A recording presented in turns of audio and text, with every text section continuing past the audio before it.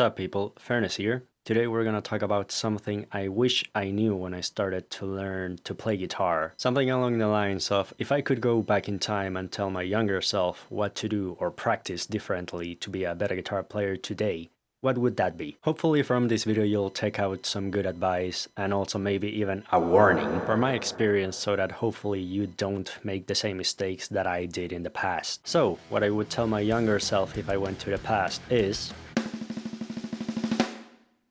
to practice slowly and to a metronome. I know, you've probably heard that advice Satan knows how many times already. And the thing with that advice is that we also know how boring it is to actually do that. In fact, I'm not even sure if my younger self would actually put that advice to practice, even if his own self from the future came back and told him to do that. So, what I will actually talk to you about today are the negative consequences that affected me and that could potentially affect you if you don't start practicing correctly from hopefully now and onward. So, those negative consequences for me have been body or joint pains and also a skill ceiling that is lower than what it actually could be.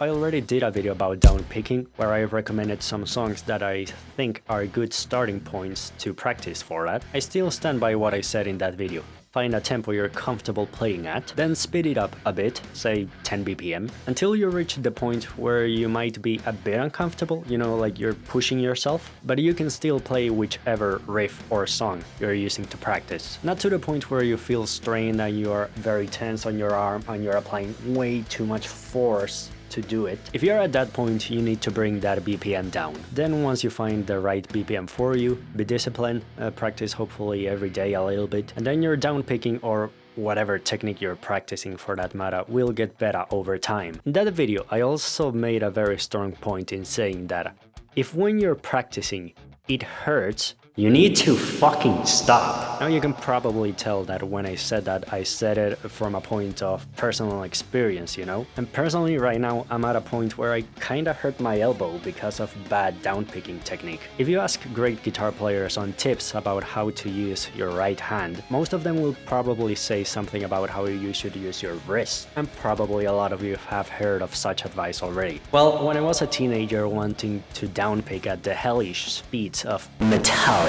I didn't use my wrist, I used my whole fucking arm. Not only that, but when I used it, and I think this is the worst part overall, I was really tense and put as much force as I could into my arm to be able to keep up with those high speeds. The result? If I try to reach those speeds now, while I can, I also cannot do it without feeling a pain that can range from annoying to fairly sharp in my elbow. And also that pain does depend on the speed that I try to downpick at and how much force I still keep putting into downpicking.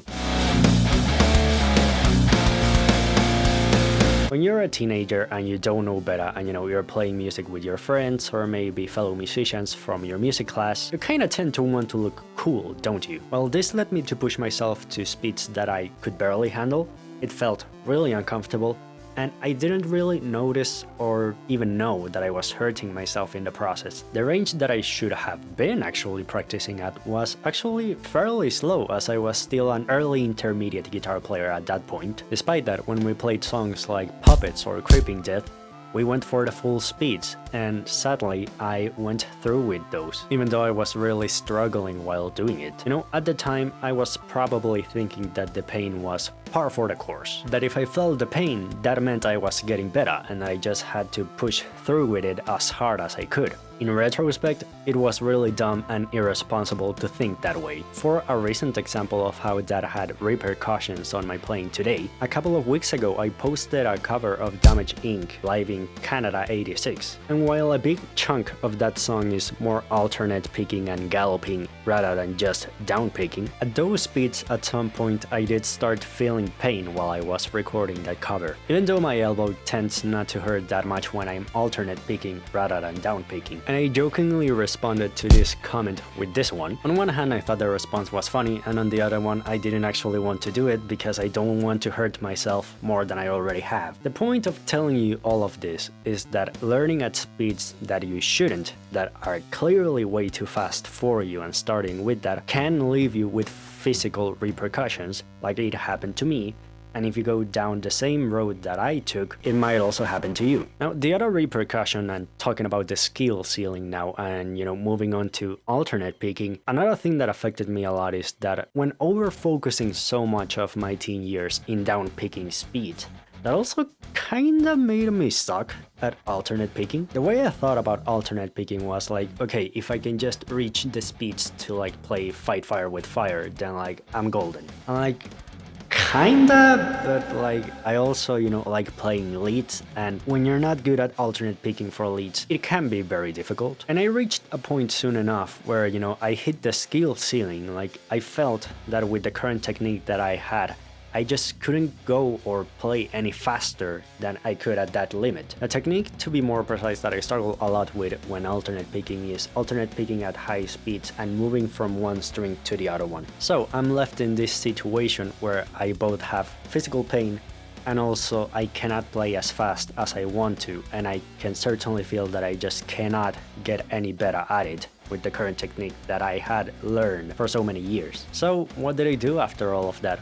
Well, basically, I have had to reteach myself how to play guitar with better and more correct technique for both of those things, both down picking and also alternate picking. The first one to not hurt myself while actually doing it, and the other one to like actually be able to reach the higher speeds that I want to reach. It kinda sucks having to unlearn basically all the little mistakes that just make everything that much harder for me and like basically make me have the skill ceiling in the first place. But luckily there are great resources out there, and I'm gonna leave you with two of my favorites that I have used to like actually start reteach myself how to play everything better. The first video, it's this one, play 3000% faster in just 10 minutes of practice, which does sound very clickbaity, but actually this video is really good because it goes into the math of how much time you should be spending and doing different exercises. I really highly recommend it. It's what I've been using to reteach myself and also to like just learn anything new, new techniques and music that I want to learn. I will leave this video linked down below in the description so that you can go check it out. And the other resource is Fernus. I have no idea if I pronounced that correctly, Fernus. If you happen to be watching this, I'm sorry for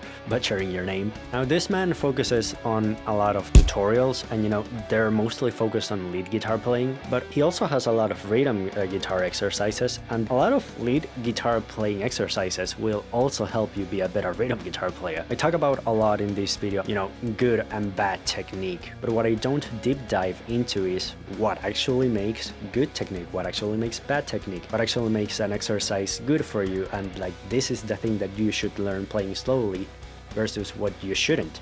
How do you know that? That's where the man comes in. He has a ton of exercises and resources and, free stuff as well that he just has on his YouTube channel. So if after this video now your question is, okay, what is the good or correct technique that you should learn to play the instrument more efficiently? Bernd, he is the man.